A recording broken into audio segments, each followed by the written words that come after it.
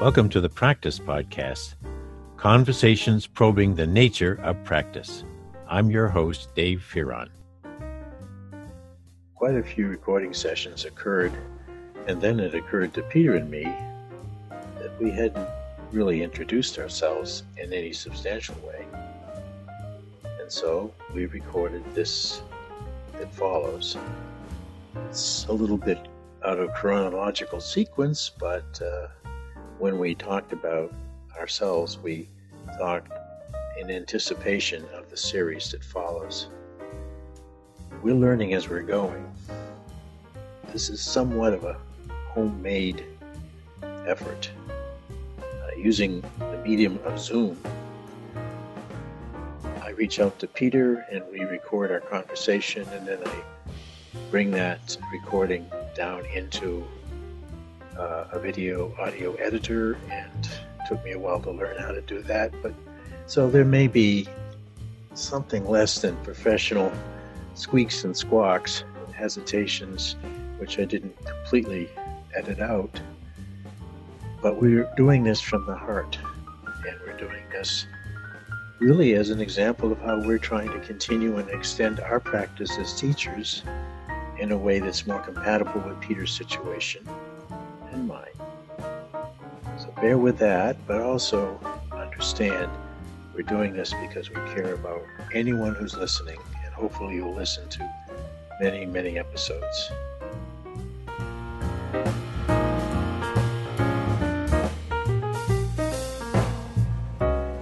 We welcome everyone to an extended conversation between two colleagues and friends, both of whom are very interested in practice. As you listen ahead over the numbers of podcasts that we'll create, you'll understand why we're interested in practice and why that has drawn us together after nearly 50 years of knowing each other but not having direct contact with each other until now. So I'd like to have you meet Peter Vale in his own words, and he'll have you meet me in my own words. We'll talk a little bit about our collaboration in our project, and then join us in episode 1. Peter, what would you like our listeners to know about you? Well, first of all, I want to introduce, thank you, Dave. First of all, I want to introduce a small correction to what you just said about us. Okay. That in the 50 years between the time that you showed up in an organizational behavior class I was teaching at night at the University of Connecticut, and now I think we've had quite a bit of contact. We just haven't been in each other's presence very much. Right. But we probably talked on the phone a dozen times at least. Oh yeah. And in those conversations, I've been continually impressed with the feel you have for the practical challenges that students are going to face as with their graduated as MBAs or as BBAs or whatever the management degree they've got is. And I have been almost astonished by some of the creativity that you have reported to me in a very offhand way. I mean, that you were having a lot of fun with it, and that you certainly understood that it was something you had formulated and an exercise you'd done or something, that it was good stuff, that it wasn't, you didn't realize that it was brilliant stuff, I don't think. And from my point of view, I'll accept the correction then. If you I'll go for from my point of view, you were a natural person to call up and ask if you'd like to collaborate on this concept of practice that I had been evolving over the previous 3 or 4 years. And so just about a year ago at this time, in the late fall of 2018, we have picked up with each other in terms of weekly conversations, sometimes more often tons of texts and emails. You're in Connecticut, I'm in Minneapolis. I think we'll get into each other's presence sometime, at some point in the not too distant future. I look forward to that. Yeah. So, well, you wanted me to give a characterization of sort of how I got to where I am today. Yes. I'm a product of the Harvard Business School's organizational behavior program that started in the late 50s, and it was formulated largely by Fritz Roethlisberger, the senior author of Management and the Worker, the great discussion of the Hawthorne researches at Western Electric in Cicero, Illinois. And Roethlisberger was an enormously stimulating person, working almost exclusively with doctoral students at the time that I was there. And I had gotten quite fascinated by organizational behavior as a subject as an MBA student, and so entering the new doctoral program seemed like kind of natural for me. By that time, I had crystallized the idea that I wanted an academic career in this field. I had not had that idea at all when I went to Harvard, but anyway, so then I've had a succession of jobs, largely in business schools. But in all the places I've been, there's been extensive outside work in the form of consulting as well as field research. And I feel like I've had good luck keeping in touch with the actual world that managers are living in. Now, I'd like to flag, let me see, 1, 2, 3, I think it's four sort of basic periods of fascination, you might say, that I have gone through as a professor. The first one was the evolving field of organization development, and I rather quickly latched onto the theory and practice of OD and did quite a bit of publishing in it and became fairly well known in the OD field. And my doctoral focus had been organizational change. Mm-hmm. So by the time I got into an academic appointment and an academic work, organizational change, which had become renamed organization development, was kind of a natural for me. And so that went along through the 1960s. Into the beginning in the early 70s, I had a kind of an incredible epiphany at the feet of a man named Eric Trist, who's one of the principal creators of this socio-technical systems approach to organization, design, and change. And I asked myself as I listened to him, he was talking about all the problems with organizations who have not figured out how to integrate the social and the technical. Mm-hmm. And I asked myself a simple question, and that is, if he's right, there must be successful examples of organizations that have successfully melded the social and the technical into their fabric, so to speak. And I quickly realized that I had a lot of personal experience with successful organizations that had done that across quite a wide variety of activities, both sports and in the performing arts, as well as in the work I'd done in cases, reading and writing cases at Harvard and so forth. I thought I had a lot of examples of places where it's working well. And so just out of nowhere, I made up the concept of a high-performing system, which is an organization that has got the social and the technical mutually interacting with each other successfully. And for a while, I was the the guy on organizational high performance and excellence. Yeah, you were the man. I remember that.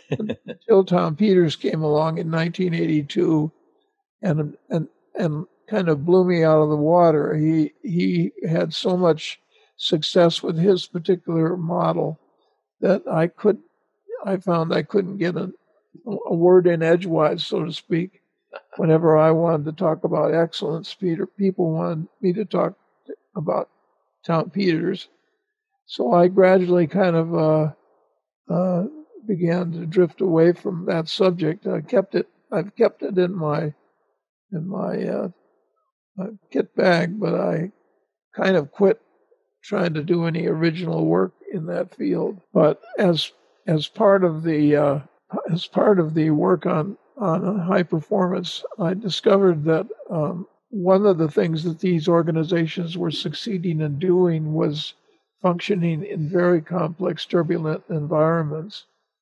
And I began to get very interested in complex, turbulent environments, again, stimulated by Eric Trist and an article that he wrote with his colleague Fred Emery called the Causal Texture of Organization Environment. His point was that the more turbulent the environment of an organization is, the more it affects what the organization is, how the organization is going to structure itself and conduct itself. That extreme turbulence in the environment means you're not really free to just design your organization any way you want to.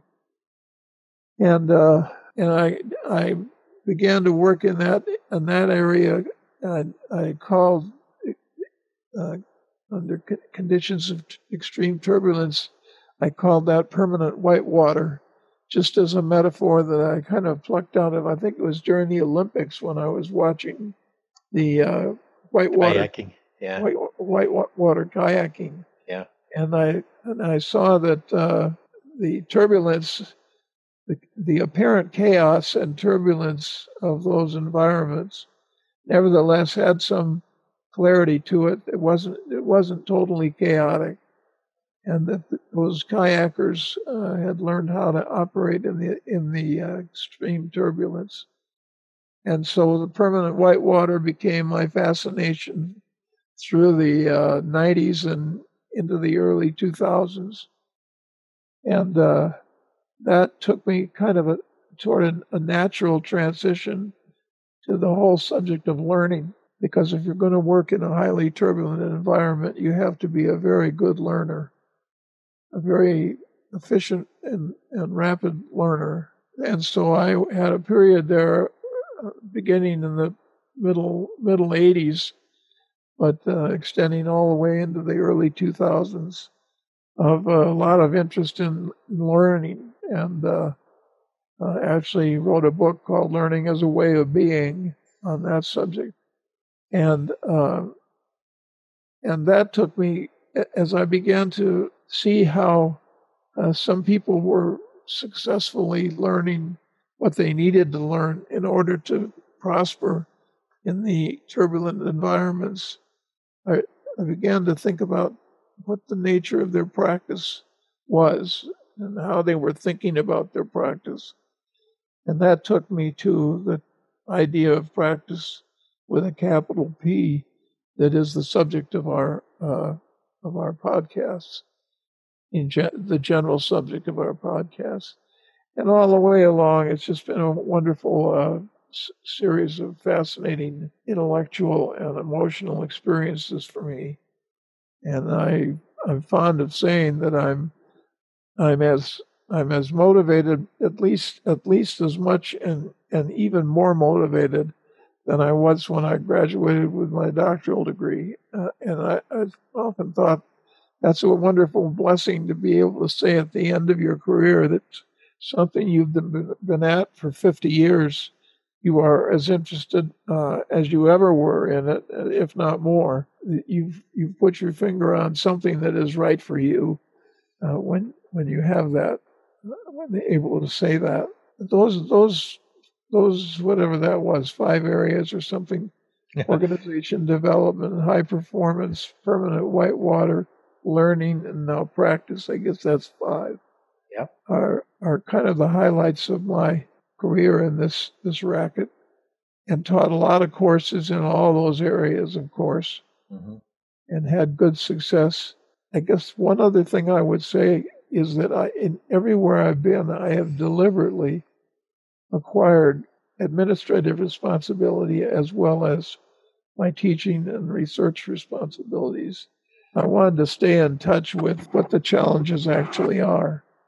And I even carried that thought all the way up to being a dean for 5 years in the whatever that was, 1970s, I guess, at George Washington University. But I think my natural environment is the classroom. It's not the administrative position, although I have great respect and affection for the administrative role. And in fact, that's the focus. That's been the focus of my work. So, yeah, I just don't like to do it myself. Well, that puts us in an interesting symmetry. When I met you, I was a fellow in an Education Professions Development Act program focusing on special education. And I'll be honest, I was not intending to be a special educator. And I was honest with them too. But they recognized when I was selected that I was doing some pretty much groundbreaking work in the little town of Willimantic down the road from the campus. It was something called community school education, which I had another fellowship to study in Flint, Michigan, as part of an inter-university system of master's and doctoral education that the Charles Stewart Mott Foundation funded. So I was gifted with that fellowship. It allowed me to have my 2 kids eating regularly and my wife, smiling. So I took the leap to enter that doctoral program with absolutely no idea how I was going to use it. As you might recall, I was an education school slash business school, somewhat of a hybrid. And frankly, that's why you and I were able to make things happen all the way through to my dissertation, because I had no problems with crossing boundaries. In fact, that was a whole community school idea, was, Sure.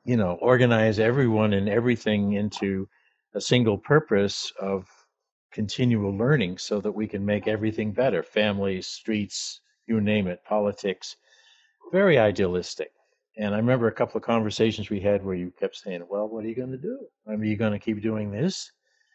Going back and doing community education. At that point, I didn't know, but I was gaining a blooming feeling that I really did also, like you, love the classroom. I love being in yours. I love being in some of the others, not all the others. But it was that feeling of, I think I could really do this. But I held off on that feeling for a number of years and went off to become a dean of public service in the University of Maine system, my home state. Oh, I remember that. I did some pretty extraordinary things. Working in a tiny little campus of this system up in the western Maine mountains, and many people told me when I left Connecticut, "You just took your career and threw it in the crapper." but I was for family reason, and I wanted to be up there for family, and I wanted my kids to live in a Maine culture and grow up in the Maine culture, which they did, and they are very fine people to this day, partly because of that decision.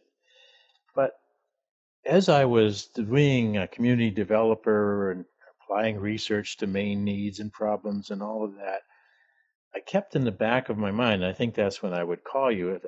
Peter, I loved teaching OB. I had a chance to teach it at UConn for the MBA program. I think one time, but I loved it.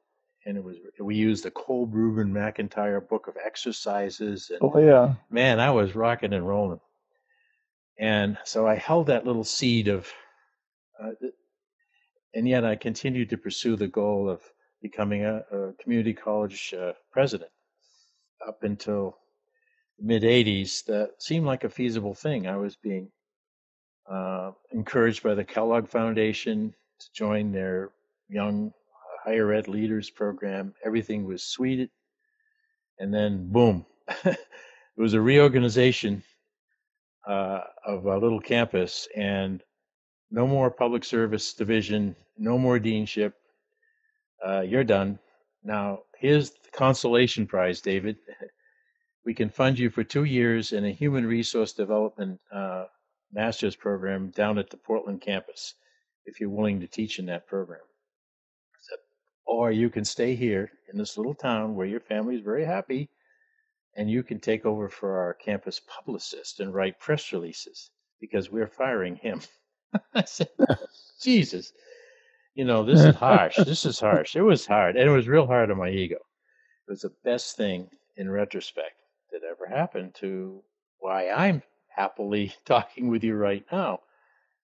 I got to teach, only teach. I had to drive 105 miles to Portland through what we called 50 miles of bad road and all kinds of weather. And I also taught across the university main system, out in Machias, up in Orono, you name it. But everywhere I went, I felt more and more like I was really connecting with appreciative learners in those different classes. And they were applied learners. They were people who were running adult education programs or starting community school programs, doing things, nurses who wanted to become nurse trainers. And so I was at completely at home because I was not having to be just a source of theory and pontificate. I'd never lectured, never would, never will. But I could get engaged with those practitioners, and their experiences and stories ignited mine, and then we designed whole course episodes around that. That took me to another point, and real quickly here, where once again I was a finalist for a presidency. I was up in Maine, but I was a finalist for a presidency right here where I'm standing. This would have been my service area for the Northwestern Community College. And I came, I interviewed, everything was great, and I was about to accept it, and that would have been the end of the teaching. And I was desperate for a job because those 2-year funding ran out, and there was no money to continue my professorship, my instructor's role there. So there it was. Connie, get ready. We're moving to Winstead, Connecticut. You take me from one hellhole to another, I think what she said. But I was on the board of the Society for Public Administration, American Society for Public Administration. And I was at a conference, and it was my last board meeting.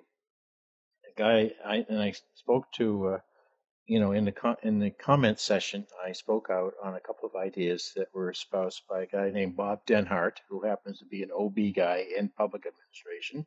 That name is very familiar to me. Robert Denhart, yeah. He was really a great guy. And this guy tapped me on the shoulder sitting behind me, and he said, "We've read your resume in the room, where you put your resumes out like we used to back in the day. And we didn't know that was you, but we saw your resume. We were quite attracted to it.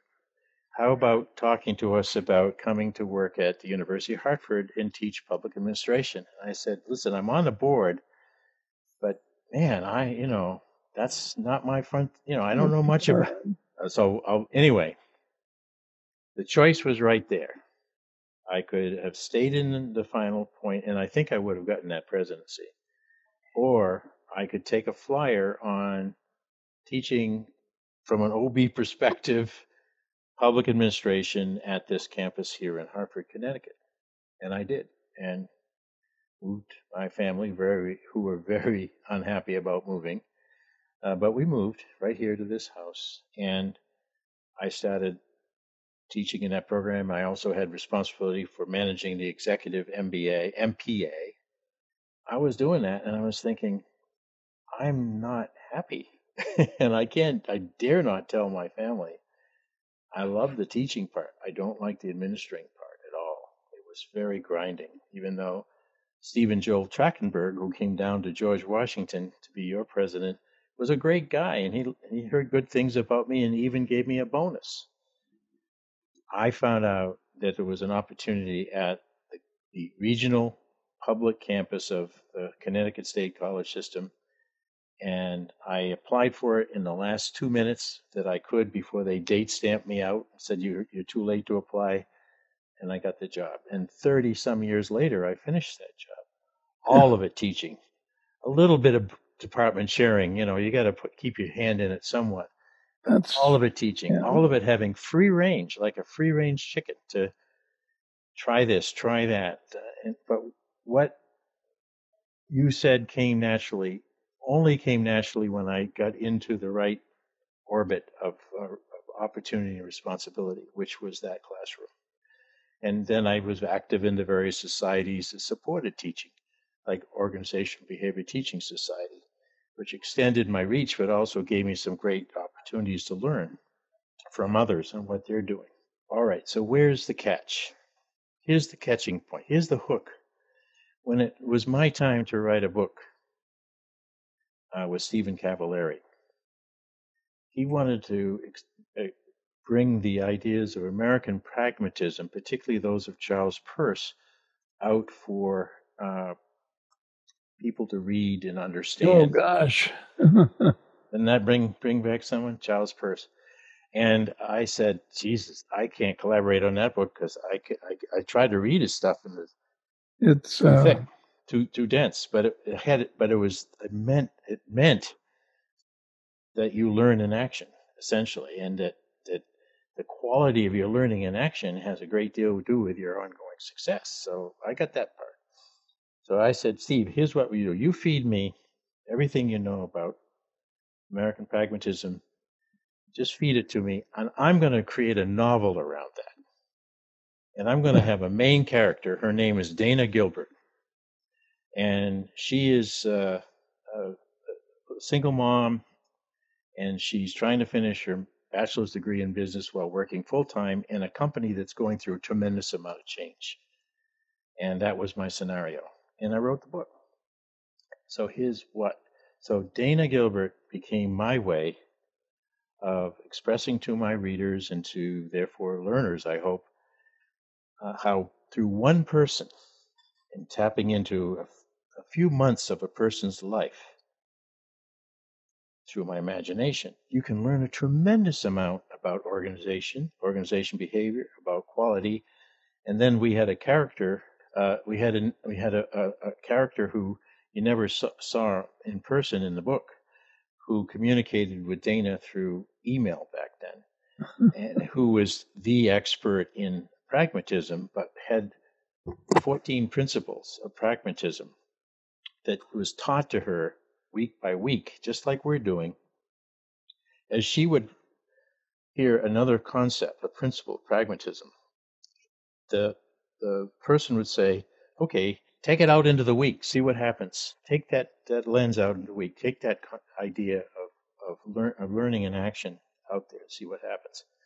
And then she'd report in, and sometimes it was great, sometimes it was devastating. But she was always feeling like she was going to get smarter and produce better quality knowledge. She was actually a call center inside salesperson.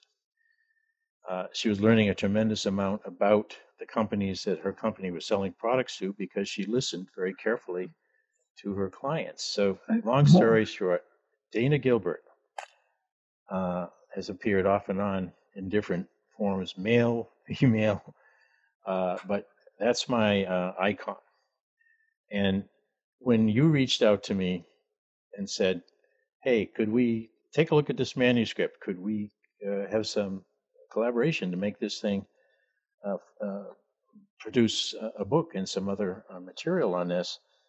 I knew instantly that that's exactly what you meant when we talked about practice. And I read your draft and I said, this fits beautifully with who I am, how I've taught, and in particular, if we look at practice big P, but then pull that out and look at any particular practitioner, looking at their context, what they're doing in organizations or through and out of organizations, there's a tremendous amount of learning to be done. So That's my story, and I'm sticking to it. It's really fascinating. We could explore the similarities and of our respective careers. It's right there for the taking. I think I never realized that there was as much parallelism as there actually is. Mm-hmm. I wanted to also mention about myself, and you may want to say something about yourself. The 5 or 6 areas of intellectual interest that I mentioned, I said really nothing about my own personal circumstances. Mm-hmm. In 2001, September 9/11, 2001 was the attack on the Twin Towers. My 9/11 occurred just a week earlier when an operation, a disc operation in my back was botched, and I ended up in a wheelchair where I've been for the last 20 years. Mm. And that has shaped everything about my life. In particular, it took away my 3 favorite hobbies. One was jogging, which I'd been doing for 33 years before then. Another is jazz piano playing. And the reason that was, it's hard to play the piano in a wheelchair, and you can't operate the pedals. I was paralyzed. I was paralyzed from the waist down, and so I had no ability to operate the pedals. And that, to a knowledgeable pianist, to take away the pedals is takes away an awful lot of music. Sure does. And then what was I going to say? I said the third thing that it took away, was it sailing? What was the third thing? It took away sailing, and that was my favorite hobby for the last 50 years. And in our upcoming podcasts, I use sailing as a practice because I learned a lot by treating racing sailing as a practice. I learned an awful lot about sailing, and I also learned a lot about practice. So some of that will show up in our upcoming podcasts. So my health is not good, and you've been very patient with me. The human body was not designed to sit in the chair all day or lie in bed, and so I've got a whole laundry list of additional ailments that have spun off of that condition. But I'm going to be 83 in another week, and so somehow I've managed to keep it together for a while anyway. And I'll tell you what is confirmed by so much of our conversation as we move into this collaboration is the fact that you care about this. How many people would have just said, I'm done with this. I'm going to, watch sports and do other things, but you still have this passion. And that's why I'm committed to our collaboration and getting this out to the world. You still have this feeling that if people could only know what we know, particularly about this subject, that they could use some of that to feel better about themselves, to manage themselves in a more satisfying way. They could align themselves better with what some people call a calling, strong sense of purpose, like you and I have as teachers. You believed all. You still believed it, and there were many times I think you could have taken a towel and thrown it in. Instead, you kept the towel and daubed off the sweat and kept going, and that has been enormously inspiring to me as I've retired, but I've hit a few speed bumps and health wise, and I'm like, oh, poor me. So this call to get us together about a year ago did a lot to revive a lot of the intellectual curiosity and excitement that I loved when I was fully employed for it. And holding and help where I can be helpful.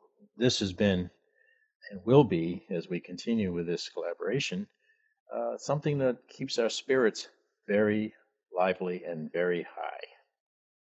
I think you're right. We don't even need to drink. We can just be high.